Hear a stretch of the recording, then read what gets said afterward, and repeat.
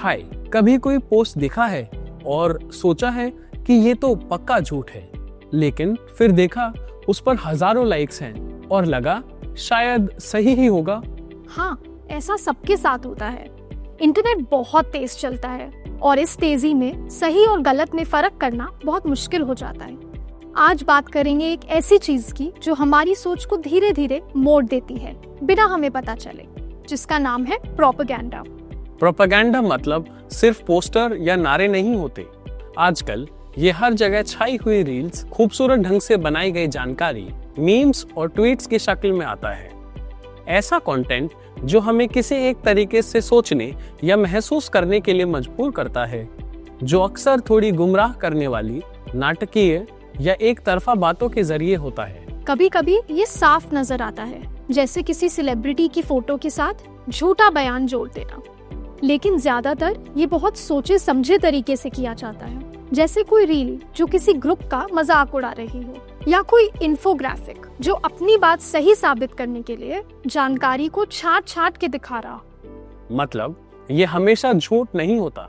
कई बार आधी सच्चाई छुपाकर या बातों को इमोशनल करके ऐसे पेश करते हैं कि तुम्हें लगे बस यही सच है, और धीरे धीरे तुम्हारी सोच उसी ओर मुड़ने लगती है। सोशल मीडिया पे वो चीजें तेजी से फैलती हैं जो ध्यान खींचे। जरूरी नहीं है कि वो सच हो, क्योंकि प्लेटफॉर्म्स को तो बस लाइक्स और कमेंट्स चाहिए। जो पोस्ट हमें चौंकाए, डराए या हमें लगे कि हम तो बहुत समझदार हैं, वो सबसे तेज फैलती हैं। इससे एक तरह का एको चेम्बर बन जाता है, यानी हमें बार बार सिर्फ वही चीजें दिखाई देती हैं जो हमारी सोच से मिलती जुलती हो। बाकी सारी राय धीरे धीरे गायब होने लगती है और हमारे दिमाग को भी वही बातें सही लगती हैं जो हम पहले से सोचते आ रहे हैं। इसे कहते हैं कंफर्मेशन बायस, यानी हम उन्हीं बातों को सच मानते हैं जो हमारे पहले से बने हुए विचारों को सही साबित करें। एक और चाल है एस्थेटिक बायस।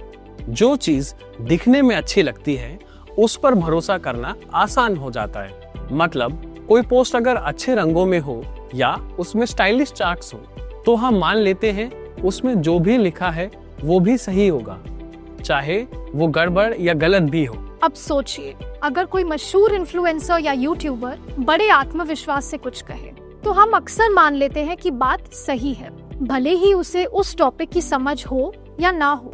इसे ही कहते हैं अथॉरिटी इफेक्ट। तो फिर प्रोपेगेंडा को पहचाने कैसे? भाषा से शुरुआत करो। अगर कोई पोस्ट कह रहा है अब तो आंखें खोल लो, या अगर तुम सहमत नहीं हो तो प्रॉब्लम तुम में है, तो ये एक खतरे की निशानी है। समझ जाओ, दबाव डालने की कोशिश है। या जब कोई बार बार कहता है ऐसे ही पूछ रहा हूँ, कोई ऐसी बात नहीं है, लेकिन उसके सारे सवाल धीरे धीरे तुम्हें साजिशों की ओर धकेलते हैं। एक और तरीका, क्या वो पोस्ट सिर्फ एक तरफ की बात कर रही है? जैसे कोई पोस्ट सिर्फ बढ़ती महंगाई की बात कर रहा हो, पर ये नहीं बता रहा कि महंगाई क्यों बढ़ रही है। इसे कहते हैं सिलेक्टिव फ्रेमिंग, यानी जानकारी को इस तरह पेश करना जिससे उनका पॉइंट सही लगे। और याद रखो, एक मीम भी प्रोपेगेंडा हो सकता है। राजनीतिक मीम्स, एआई से बनी हुई तस्वीरें, नाटकीय संगीत वाली रील्स, ये सब आपकी राय बहुत तेजी से बदल सकते हैं। ये सब सिर्फ ऑनलाइन लड़ाइयाँ ही हैं। प्रोपेगेंडा असली जिंदगी में बहुत असर डालता है। लोगों के बीच नफरत और दूरी बढ़ाता है, उलझन फैलाता है, मीडिया पर भरोसा उठा देता है और लोग बिना सवाल पूछे फॉलो करने लगते हैं। इसका असर चुनावों और नीतियों पर भी पड़ता है। इससे हिंसा भी भड़कती है और एक दूसरे के प्रति हमारा नजरिया भी बदलता है। और जब हम सच्चाई की जांच छोड़कर केवल भावनाओं में आकर प्रतिक्रिया करते हैं, तब हमें गुमराह करना सबसे आसान हो जाता है। तो हमें करना क्या चाहिए? एक्सपर्ट बनने की जरूरत नहीं है, बस कुछ सरल आदतें अपनाओ। पहला, शेयर करने से पहले 1 सेकंड रुको। दूसरा, सोचो इससे किसका फायदा हो रहा है। तीसरा, एक बार गूगल करके देख लो, बहुत कुछ साफ हो जाएगा। और चौथा, अपनी दुनिया से बाहर निकलो और उन लोगों से बात करो जिनकी सोच तुमसे अलग है।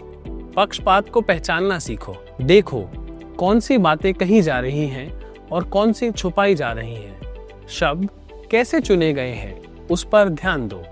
अलग अलग सोच वाले लोगों को फॉलो करो। अगर तुम्हारी फीड पर सब एक जैसी बातें कर रहे हैं, तो शायद कुछ मिसिंग है। अपनी फीड में वैरायटी लाओ। और सबसे जरूरी, थोड़ा रुको और धीमे चल। तेजी प्रोपेगेंडा का सबसे बड़ा हथियार है, पर सच को थोड़ा वक्त चाहिए।